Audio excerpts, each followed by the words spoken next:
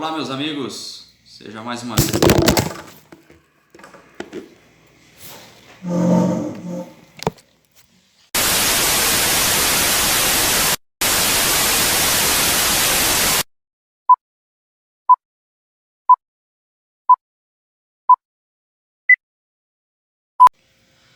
Bom, meus amigos, agora sim, em definitivo aqui para falar aqui no canal História e Curiosidade. Pois assim eu espero. Tivemos aí alguns probleminhas técnicos aí, mas estamos de volta. E hoje para falar de um assunto bem bacana, para falar sobre futebol e política, né?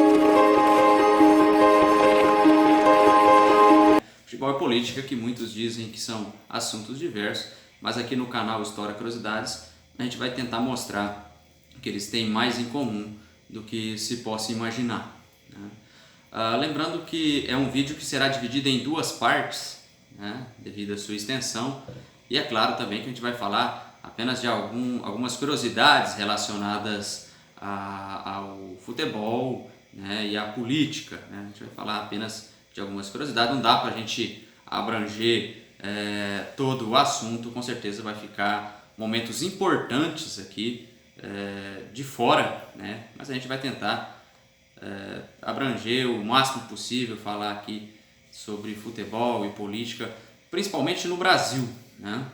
Eu sei que tem eventos aí no mundo todo, mas a gente vai tratar mais especificamente do Brasil, a começar pela equipe do Vasco da Gama.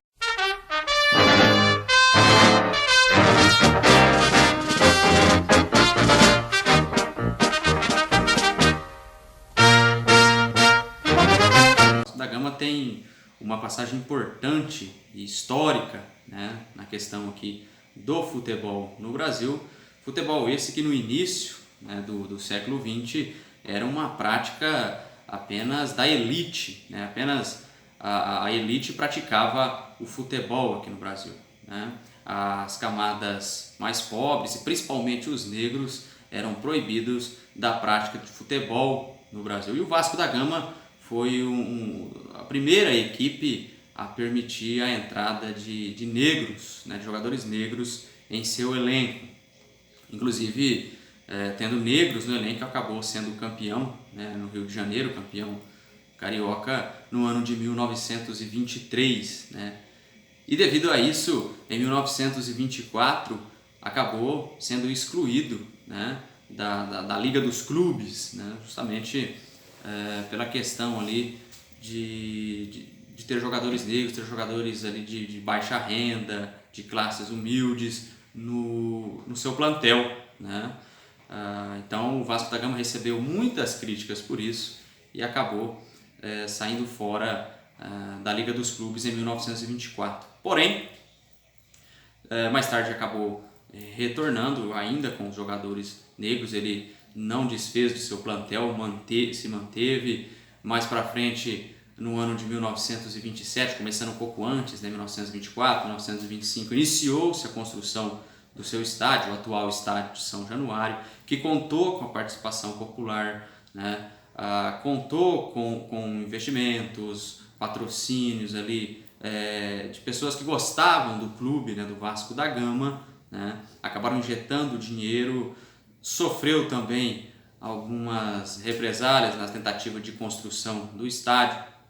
Um dos exemplos mais clássicos é a importação de cimento, né? Na época, o cimento belga era um cimento visto de muita boa qualidade, e no momento que o Vasco começou a importar esse tipo de cimento para a construção do seu estádio, a importação desse tipo de produto acabou sendo proibida, né? Num claro aí veto, né, ao Vasco da Gama, né, colocando aí barreiras para a construção do seu futuro estádio. Mas é claro que utilizaram-se de outros meios e o estádio acabou ficando pronto em 1927, inclusive sendo, na época, o maior estádio da América do Sul.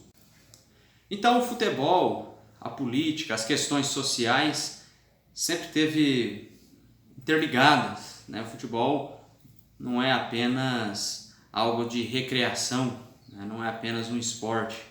Ele envolve muitas questões, ele mexe com o sentimento, ele mexe com as paixões, ele mexe com o social, né? Por mais que alguns neguem essa questão, por mais que alguns procurem enxergar o futebol apenas como um entretenimento, e o é também, né? Mas ele vai mais, ele vai além disso aí, né? Ao fato de que eu nunca olhei para o jogo de futebol como uma coisa que se restringisse às 4 linhas do campo. Nunca. Né? Aliás, o Nelson Rodrigues, né? Insuspeito, o Nelson Rodrigues dizia a mesma coisa, né? Pobre de quem acha que o futebol é alguma coisa que se esgota nas 4 linhas do campo. Uma pelada de rua contém um drama shakespeariano, né? Ele dizia. E eu sempre tive esse olhar. Por exemplo, acabei de citar agora a questão do Vasco, a questão de negros que atuavam pelo clube. Não podemos esquecer também do goleiro Barbosa, que inclusive foi goleiro do Vasco da Gama e também goleiro da seleção brasileira na Copa de 1950. Copa essa disputada no Brasil, né? A Copa de 1950 foi disputada aqui em território brasileiro, onde a seleção brasileira fez uma campanha formidável, né? Com grandes goleadas em grandes equipes e chegou à final no Maracanã, né? Para ser disputada aí com a equipe do Uruguai. Na época, né, no regulamento da Copa da época, bastava um empate para o Brasil se sagrar, né, campeão da Copa do Mundo. Seria o primeiro título mundial da seleção brasileira. E o Brasil, inclusive, saiu na frente, mas acabou tomando a virada do Uruguai, né? Um jogo que ninguém esperava, um resultado que ninguém esperava. Muitos já davam o Brasil como campeão, né, antes da partida, mas acabou acontecendo aquilo que ficou conhecido historicamente como Maracanaço, né? A derrota para o Uruguai de 1950, né? Derrota de virada pelo placar de 2-1. E nesse jogo o culpado maior, a culpa maior da derrota para o Uruguai acabou caindo nas costas do goleiro Barbosa, né? Goleiro da seleção brasileira, negro, né? E que sofreu, infelizmente, até a sua morte com as críticas. Ele, em várias entrevistas, em várias declarações, tem no YouTube para ser vista. Inclusive, tem um filme, um curta-metragem com o seu nome, chamado Barbosa, também você consegue encontrar no YouTube, com a participação do Antônio Fagundes ali. É um filme baseado em fatos reais, ali tá uma história ali sobre o goleiro Barbosa, né? E Barbosa chegou a dar várias declarações de que a pena máxima aqui no Brasil era de 30 anos. Ele já tinha cumprido mais de 50 anos de pena e as pessoas ainda continuavam a culpar pela Copa de 1950. Mas voltando um pouquinho, voltando a falar lá atrás da construção do estádio de São Januário, é interessante que após a construção, né, ele foi palco muitas vezes de discursos do presidente do Brasil na época, que era o Getúlio Vargas. Inclusive a declaração ali, o momento oficial em que Getúlio Vargas cria ali a lei do salário mínimo, esse discurso é feito justamente para a população do Rio de Janeiro no estádio de São Januário. Outro ponto importante dessa questão aí do futebol e da política aqui no Brasil é a Copa de 1970. Copa de 1970, onde a seleção brasileira tinha como técnico João Saldanha. João Saldanha, que era filiado, né, ao Partido Comunista, tinha uma ligação muito grande com a esquerda, né? E a gente sabe que de 1964 a 1985 o Brasil vivia o terrível regime militar, né? Havia uma ditadura militar aqui no Brasil. E você tinha, num dos esportes mais populares no país, um técnico com uma ligação forte com a esquerda. Esse era João Saldanha. E João Saldanha teve muitos problemas políticos à frente da seleção brasileira em 1970. Lembrando que em 1970 o Brasil iria participar da Copa do Mundo do México. Copa do Mundo, inclusive, que trouxe para a seleção brasileira o tricampeonato mundial, uma final contra a Itália, onde venceu pelo placar de 4-1. Porém, o João Saldanha não foi o técnico da seleção brasileira na Copa em 1970.